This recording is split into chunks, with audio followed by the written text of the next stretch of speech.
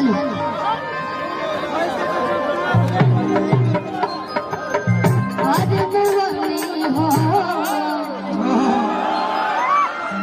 रानी काहे सुतत बारू भुइया हो।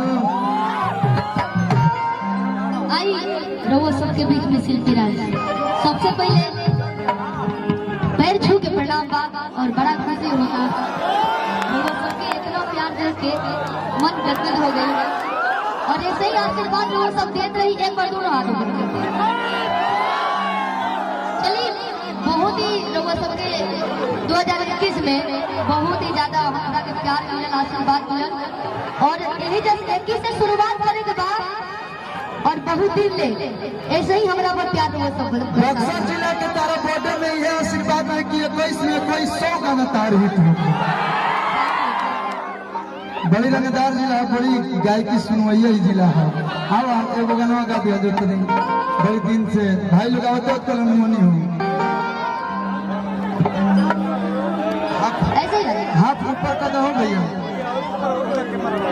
हाथ ऊपर कर दो।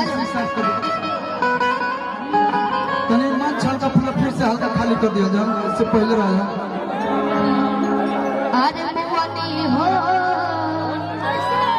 अच्छा कितना बढ़िया बात बा। सिंगर हो बाड़ी हमें जो परफॉर्म करे बड़ी उहे बाड़ी हमें जो मरद बनल बा उहे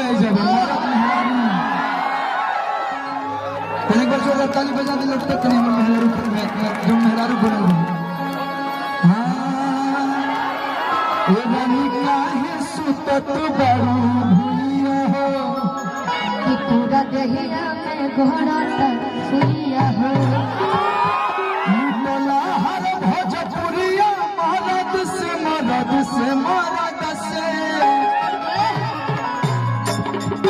अरे देवरू हो